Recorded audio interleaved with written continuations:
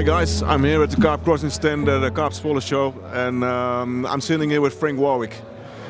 Frank Warwick has a different way of doing things, not only in fishing, but also in drawing. I think it's been about 2 years ago when I was at the Carp Zwolle show, and I see Frank sitting, a pencil, a book, drawing carps.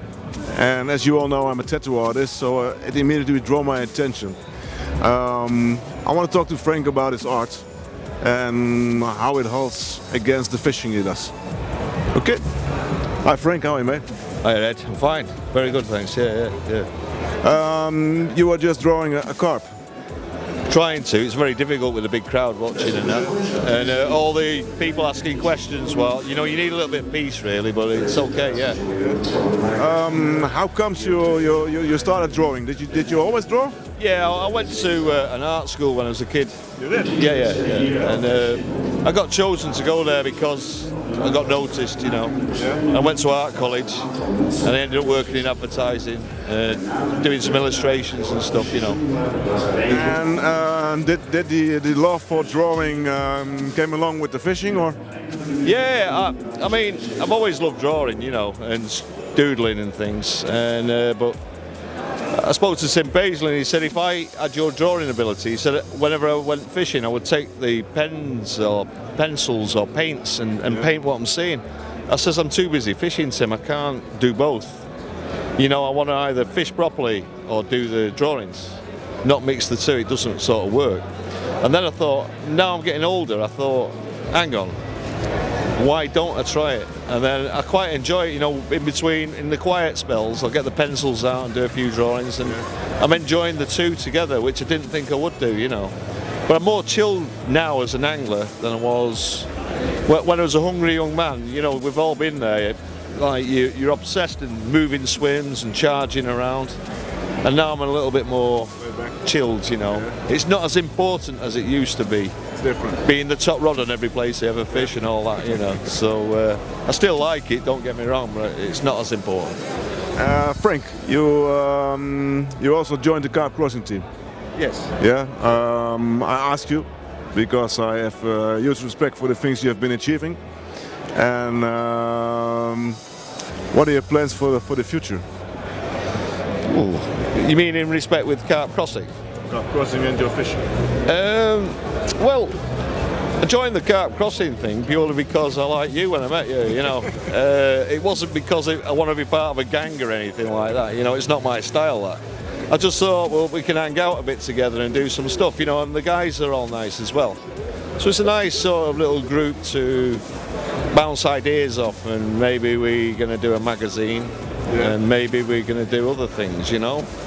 It's a lot of planning and stuff, but I think it would be quite interesting to do a European theme rather than just English. Yeah, exactly. You know, and I like the effort that the guys put in with all the photographs and the artistic side of it.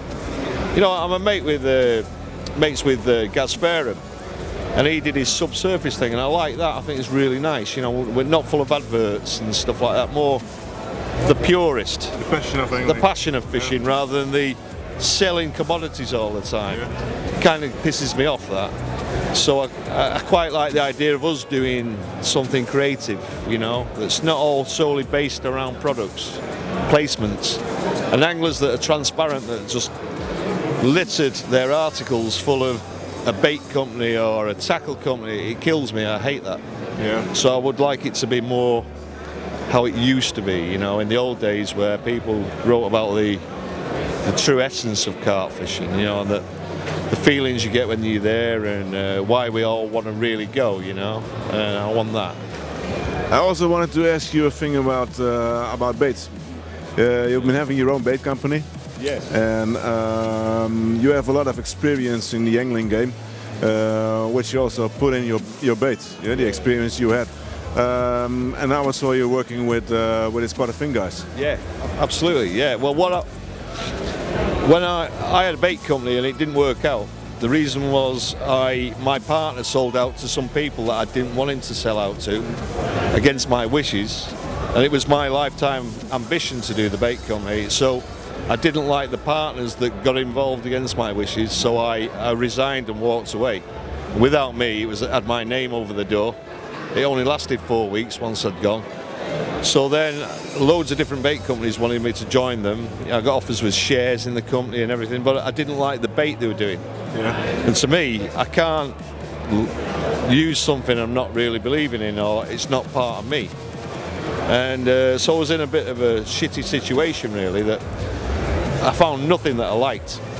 Apart from doing it yourself, I was in a bit of a problem situation. And then a mutual friend of mine introduced me to Pele from the bait company, Spotted Fin. So I thought, I'll have a meeting with him, see what he says. But the first thing I wanted to do, without any kind of deal, was take the bait that he'd got away.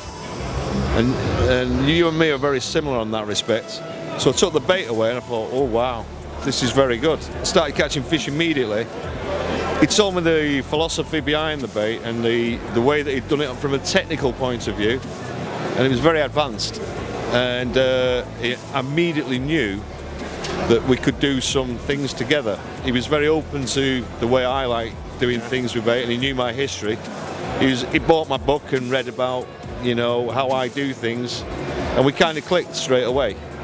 And so we decided to amalgamate our forces and move forward.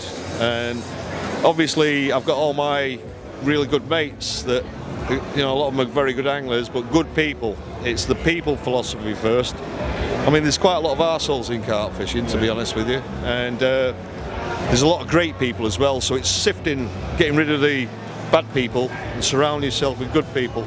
So what we've done is include all the really nice people so far in the company, and all nice things are happening, and you feel comfortable with all the people involved, and it can only produce good things that way, you know. So I'm very happy with it, and yeah, liking it. And we've got great plans for the future, you know. I mean, some new products that are not the same old thing, you know. Same old pop-ups, same old fluoros, same old fish meals. It's a little bit different. So you've got to watch this space, you know. There's going to be some, I think, game changers coming along, you know. So we're gonna see a lot more of Spotted Fin in the future, I guess. I think so. I think so. I mean, it's going to take a bit of time because it's so competitive, and some people are 25 years ahead of us, you know. They've got all the networks and all the teams and everything, but it will come. And it's all based on repeat captures on the bait and the quality of the longevity of the bait, you know. It keeps on catching fish and showing what it can do.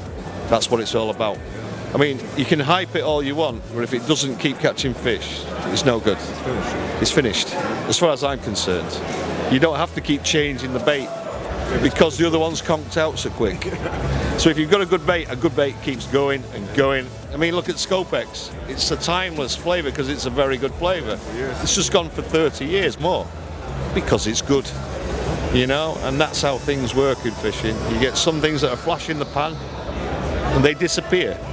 But the good things tend to stay for years and years. So that's what I want, you know. I want the bait to be so you don't have to change every year because the other one's shit and it's conked out. You know what I mean? So that's what I want to do with it, you know. So sounds good. Yeah. To finish the interview, is there something you could give away to the viewers? A tip? Yeah, one of the things I've found, a lot of the people that go carp fishing go for the wrong reasons almost. They, you know, you get a lot of the guys that want to almost catch big fish instantly. I think it's important for everybody to go to waters where you can get plenty of action, to fine-tune everything you're doing. You know, I see a lot of the youngsters in the UK, they've got all the gear and they're talking 30s and 40s immediately. And with my boys and some of my friends who are beginners, I've got friends that are new to carp fishing, you know, they're nice people. And it's important to ground them, to learn the trade. It's almost like wanting to be a master welder before you've learned how to put the mask on. You know, you've got to take your time, and when you're on waters where you're getting plenty of action, you're learning. if you start on a difficult water to see if you can catch a monster, you're not learning much because you're not going to catch very much. So I think it's important to go places where you get diverse situations where you can stalk fish. You're not just sat behind banks of rods, you know, so you can see what they're doing. I think that's so important, you know. So what you're really saying is just go out there, go fishing, and the big fish will come eventually. Yeah, because obviously it's a process.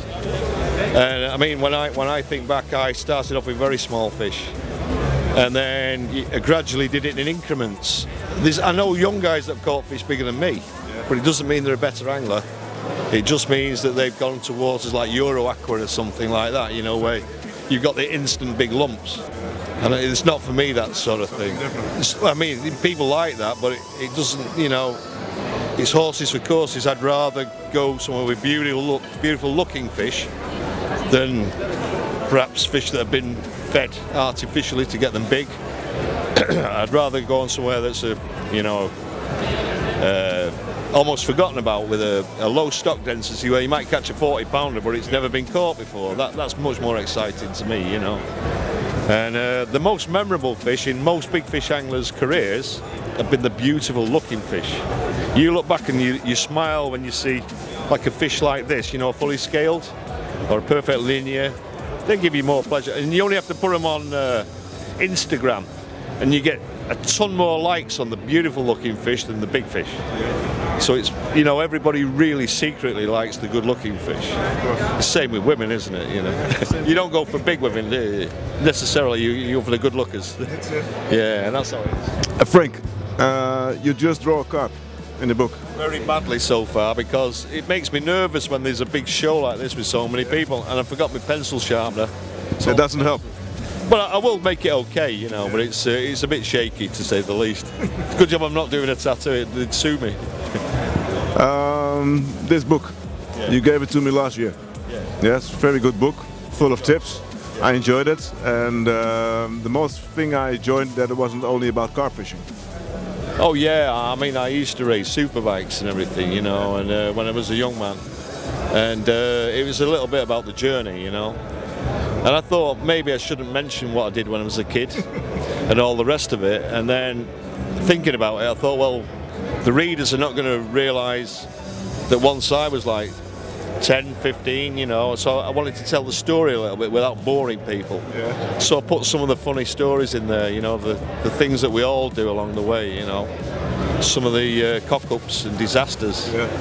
Because a lot of smug people like to make out they're perfect and that they do everything brilliant and, you know, everything goes smoothly, but it never goes smoothly. That's life. It's not the real world. Yeah. So I've said warts and all, you know, about some of the disasters and complete cock-ups. And some of the fun along the way, you know, yeah. So it's good, yeah. Are you planning on writing another book? So this is the first one, huh? That's the first one. The cover's not on it. Oh, the cover is here. Yeah, it's down there. Where did I put it? Here. Yeah. This was the first one. Lovely fish, White Bay on the front. Yeah, well, I did 2 books in one go. Yeah. But Tim Paisley published it. Said it was too big. Yeah. So it was 64 chapters. Yeah. So I had to cut it in half, which pissed me off. I had no choice, or else the book would have been really big, too heavy. So the rest of the stories will come out in the new book? Yeah. All the next part, and then I'll probably do another one after that, you know. When will the new book be on? Oh, I don't know. I've got to sell this one first. Yeah. So. Okay. Frank, thanks for the interview, man. Thanks, Ed. As always, good to talk. Yeah. Visit www.carpcrossing.com.